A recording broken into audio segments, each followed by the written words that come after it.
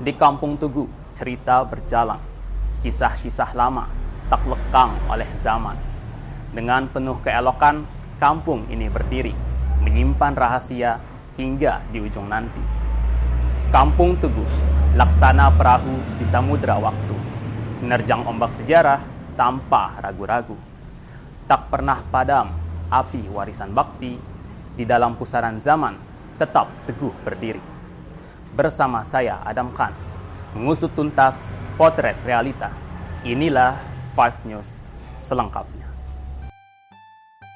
Kalian tentunya sudah tidak asing lagi mendengar istilah asimilasi dan akulturasi budaya yang terjadi di Indonesia.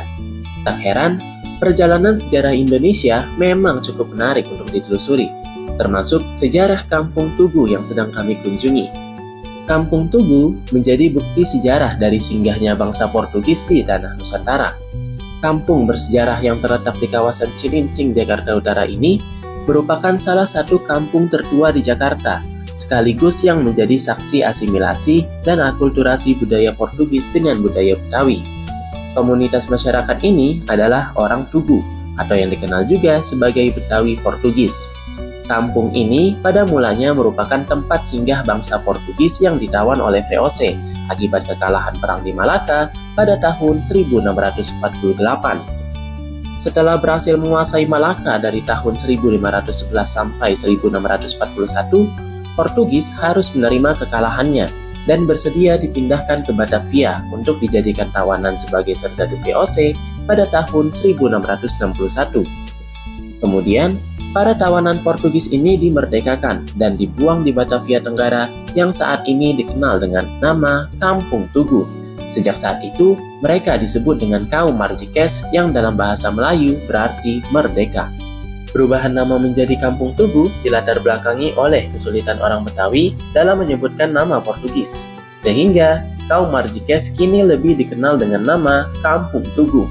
Di kampung ini, terdapat rumah peninggalan kaum Marjikes dari keluarga Mihils yang dijadikan living museum sebagai cagar budaya. Disebut sebagai rumah Tugu, rumah ini merupakan satu-satunya yang tersisa karena sebagian besar wilayah Kampung Tugu sudah dialokasikan menjadi kawasan industri.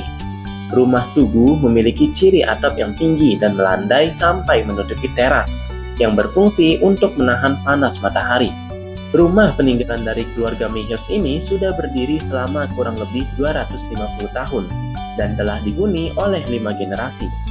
Hingga saat ini, Kampung Tugu telah mempertahankan keturunan dan generasinya sejak abad ke-17. Hal ini bertujuan untuk melestarikan tradisi Kampung Tugu sebagai bentuk peninggalan budaya Portugis. Rumah Tugu telah menjadi tempat tinggal bagi 5 generasi di Kampung Tugu. Salah satu generasi Mihils yang pernah bertempat tinggal di rumah Tugu tersebut adalah Bung Arthur James Mihils. Bung Arthur merupakan tokoh generasi ke-10 keturunan Mihils yang bisa berkomunikasi dengan bahasa Kreol. Rumah tertua di Kampung Tugu ini adalah peninggalan bangsa Portugis yang telah dijadikan cagar budaya sejak zaman Gubernur Ali Sadikin. Bagaimana sejarahnya, serta apa saja perubahan yang terjadi pada rumah Tugu sejak awal dibangun? Mari saksikan wawancara saya dengan Bung Arthur berikut ini.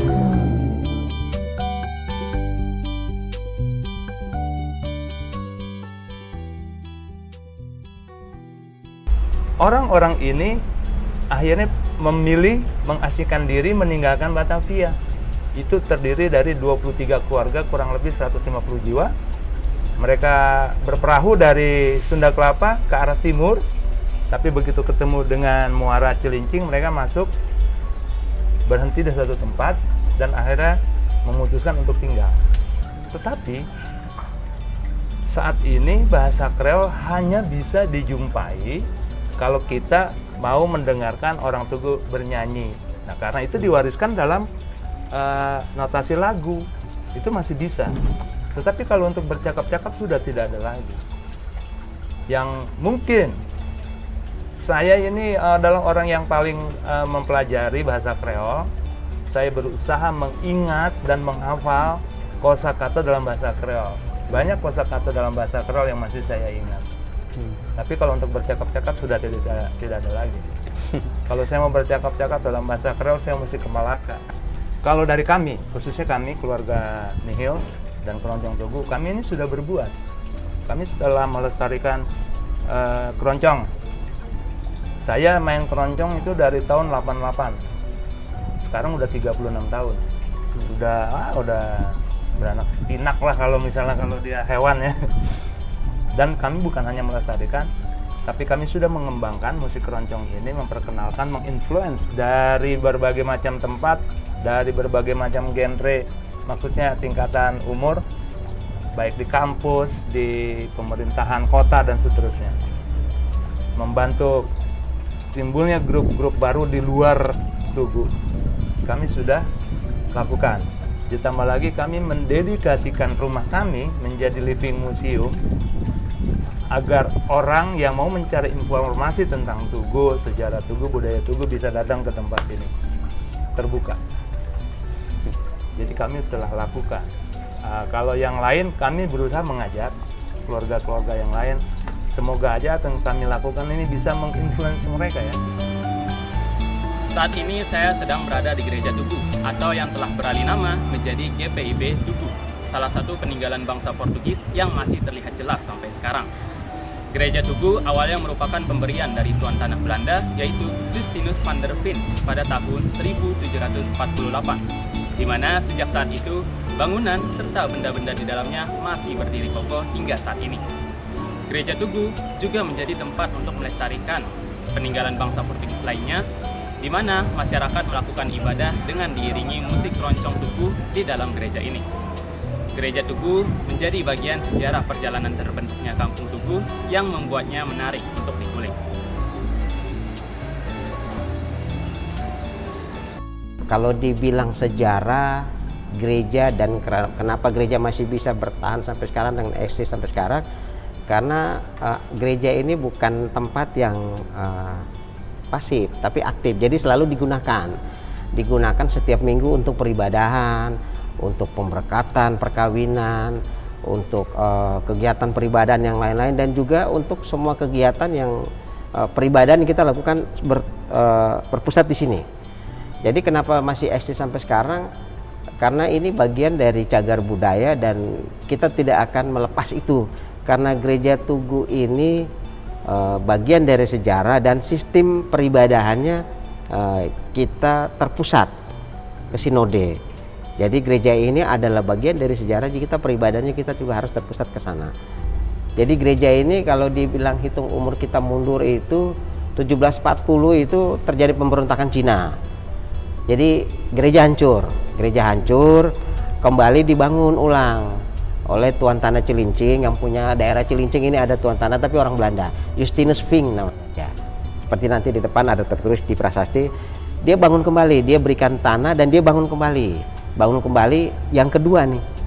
Jadi renovasi yang kedua 1744, selesainya 1747, di papan nama depan ditulis 1748. Jadi dihitung umur gereja ini dihitung dari 1748 setelah selesai renovasi. Jadi di gereja ini kan kita punya beberapa gedung, kurang lebih ada 8 kurang lebih gedung. Namun tidak semua terdaftar sebagai cagar budaya. Yang sampai sekarang ini terdaftar sebagai cagar budaya adalah gedung gereja. Gedung gereja berikut ikon salah satu itu adalah yang terpisah dari gedung, ada di sebelah kanan itu lonceng gereja. Itu yang sudah terdaftar di Dinas Cagar Budaya. Jadi ornamen yang ada di dalam gereja pun itu sudah masuk dalam cagar budaya. Dan lonceng gereja itu juga sudah yang kedua Bang Adam, yang sekarang kita pakai itu yang kedua. Yang pertama kami museumkan tapi ada di kantor gereja. Itu yang pertama usianya seusia gereja. Yang kedua ini tahun 1971. Jadi sudah kedua sama dengan bangku ini 1971, lonceng juga 1971, tapi asli lonceng yang pertama 1748. Di gereja Tugu nggak ada tugunya, padahal sebenarnya tugunya itu batu tugu itu di area Tugu. Jadi luas Tugu itu dari sini sampai Cilincing, sampai lagi ke Pegangsan itu daerah Tugu semuanya.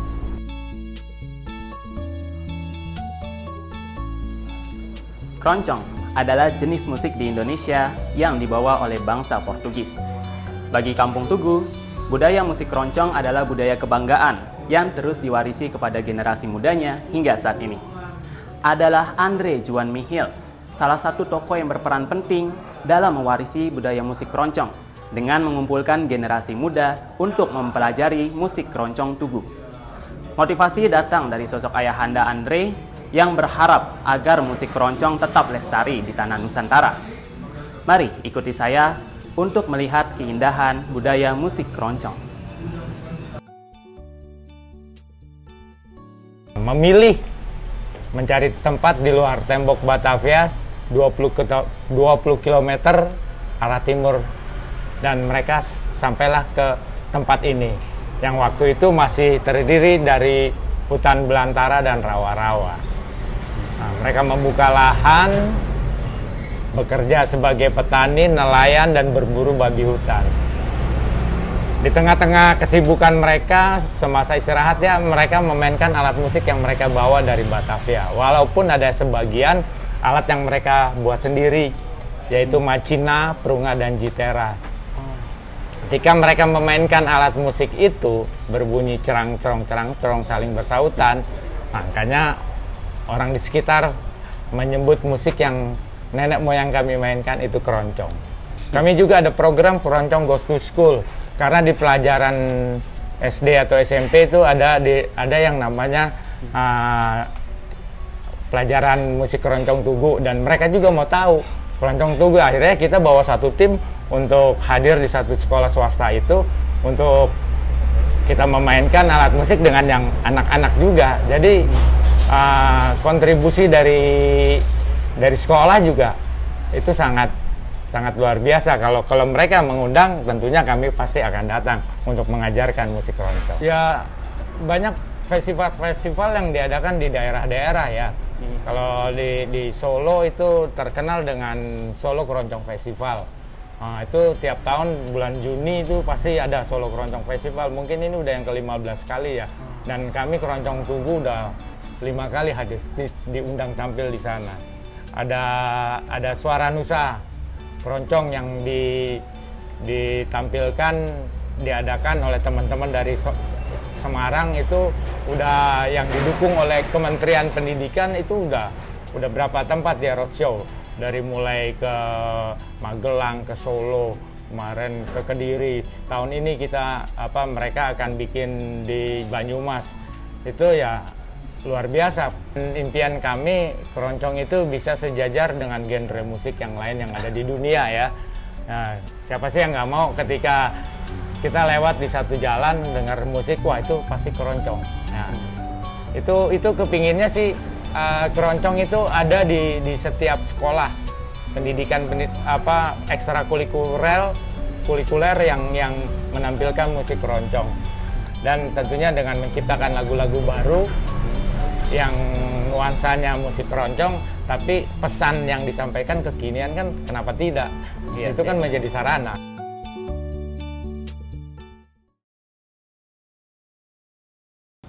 Perjalanan menyusuri Kampung Tugu hari ini membuat kita ditarik dalam sejarah bagaimana budaya akulturasi telah terbentuk di tanah Nusantara. Para tokoh masyarakat Kampung Tugu telah sepakat memiliki tujuan untuk terus melestarikan budaya Portugis yang ada di dalamnya. Kami pula berharap keindahan yang ada di Kampung Tugu ini terus lestari seiring bertumbuhnya generasi. Di penghujung senja, kita berharap sejarah dan budaya tetaplah terjaga. Kita renungkan pesan yang teresap dalam tiap bangunan dan setiap cerita. Semoga generasi yang akan datang terus merajut benang-benang masa lalu yang indah, membawa tradisi dengan bangga dalam setiap langkah, seiring berjalan sepanjang masa yang abadi.